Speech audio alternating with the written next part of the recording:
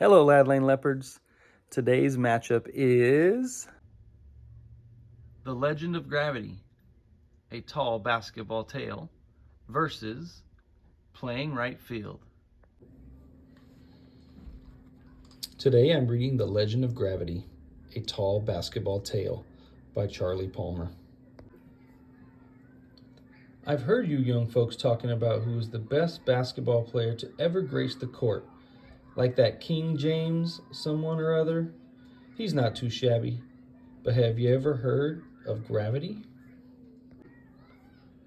No, not gravity, the centripetal force pulling us to the center of the earth. I'm talking about gravity, the greatest ball player to ever lace up a pair of sneakers. Never heard of him? Well, pull up a chair and let me bend your ear for a minute with the legend of gravity. One sunny afternoon in June, the 29th to be exact, Liquid was in the middle of one of his lessons, trying to teach a new move to Sky High and left to right. Now, old Liquid was talking, dribbling faster with his mouth than with the ball. He hated to be interrupted, but that's when this lanky, knobby-kneed, kind of awkward new kid strolled onto the playground court. He wore baggy shorts hanging down to his knees, and he had waves so tight it would make you seasick. He asked if he might join us in a 3-on-3. Liquid, a bit fed up with the audacious interruption, tossed the ball at the new kid. The boy caught it as though it were an intended pass rather than an outright assault. He spun it on his finger, dribbled it between his legs, then proceeded to run circles around left to right and Liquid, and leaped gracefully into the air over Sky High. Now, Sky High wasn't called Sky High for nothing. When he jumped, he looked like he could touch the clouds. But this new kid cleared Sky, flipped the ball behind his own back, threw his legs, and kept going. Everyone stood there for a moment with their mouths hanging wide open. When he snapped out of it, Sky sputtered, He's on my team." Since the ball we were playing with belonged to Sky, no one bothered to argue. "What's your playground name, man?" I asked. "I don't have one," said the boy. "Everybody needs a street name, said Liquid. "They call me Liquid because I'm so smooth.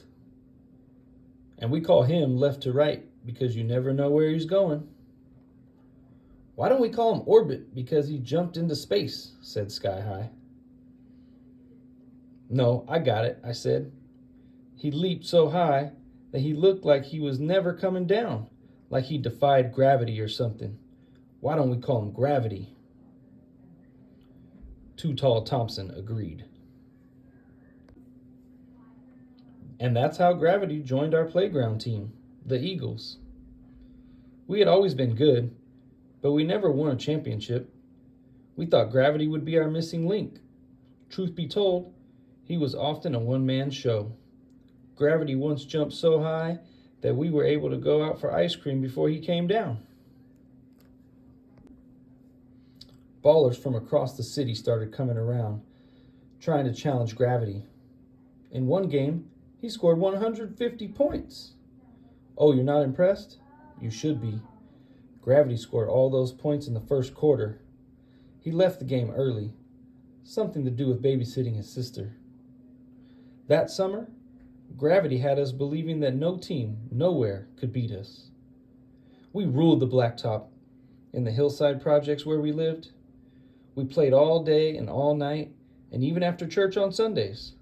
Some days, we walked, rode bikes, or took the bus so we could go to other courts in other neighborhoods and beat other teams.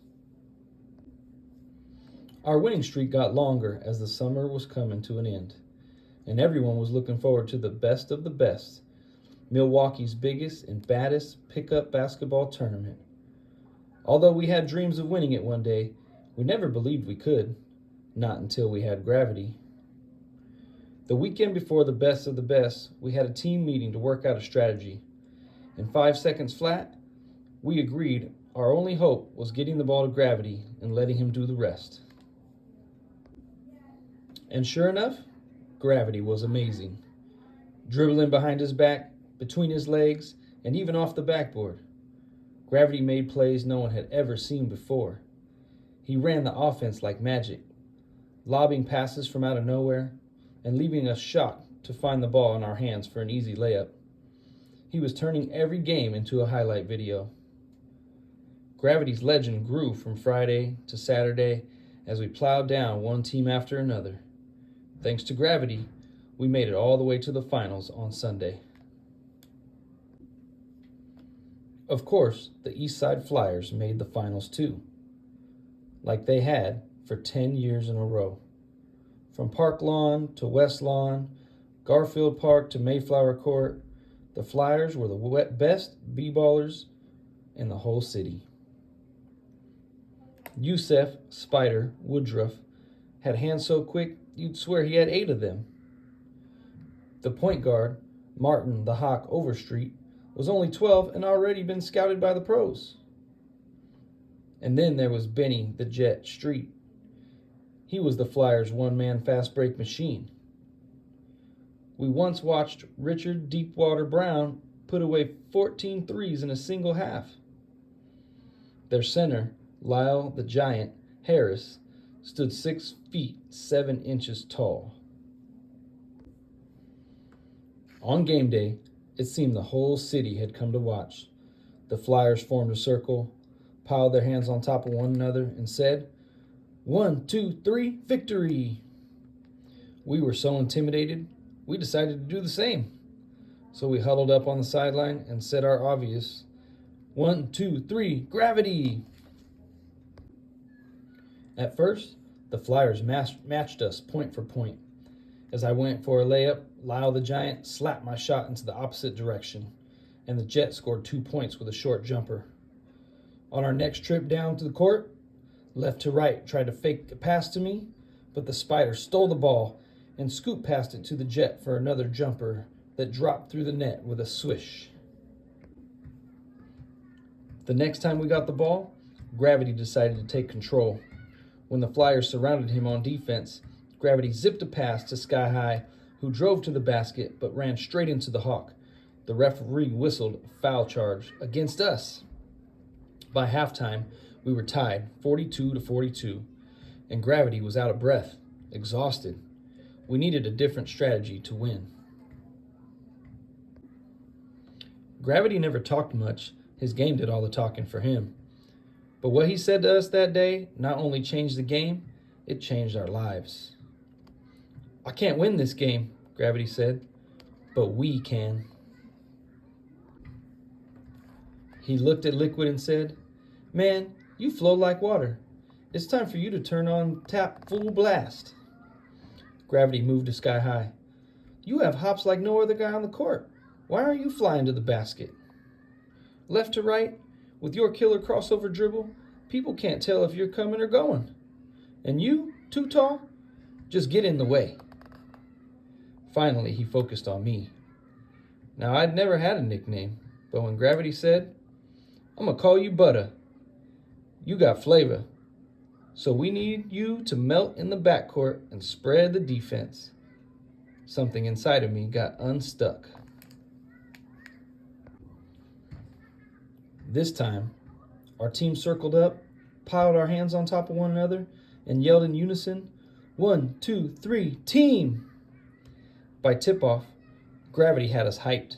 The Flyers might as well have surrendered right then and there. I caught the tip-off, and I dribbled up court. I whispered to myself, get out of the way or get served by Butter. The Flyers never knew what hit them. For the first time, Sky High, left to right, Liquid, Too Tall, Butter, and of course Gravity played as one. We confused the Flyers by constantly changing our defense. We ran man-to-man coverage, then switched to 2-3 zone, and then shifted to our triangle, trapping defense. With less than 2 minutes left, our shots started falling like a hard summer rain. Suddenly, we were unstoppable, hitting three-pointers, jump hooks, and high-arcing fadeaway jumpers that made the crowd roar. Our defense shut down their offense for good. When the final buzzer sounded, Everyone was stunned by the scoreboard. We had beaten the Flyers by 17 points. There was no doubt that Gravity was the most valuable player that day, maybe ever. But he insisted that we all share the championship trophy, passing it from teammate to teammate. 25 years later, we still do. Playing Right Field by Willie Welch. Saturday summers, when I was a kid, we'd run to the schoolyard, and here's what we did. We'd pick out the captains and choose up the teams. It was always a measure of my self-esteem, because the strongest and fastest played shortstop and first, but the last ones they picked were the worst. I never needed to ask. It was sealed. I just took up my place in right field. Playing right field, it's easy, you know. You can be awkward and you can be slow. That's why I'm here in right field, watching the dandelions grow. Playing right field can be lonely and dull. Little leagues never have lefties that pull. I'd dream of the day they'd hit one my way. They never did. But still I would pray that I'd make a fantastic catch on the run and not lose the ball in the sun. Then I'd awake from this long reverie and pray that the ball never came out to me. Sometimes I'd dream I was Matthews or Mays, hitting home runs and making great plays. But they were so graceful and they were so fast, they never batted last. Off in the distance, the game's dragging on. There are strikes on the batter, some runners are on. I don't know the inning, I've forgotten the score. The whole team is yelling, and I don't know what for.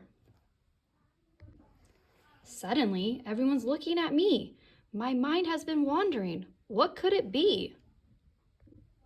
They point to the sky, and I look up above, and a baseball falls into my glove.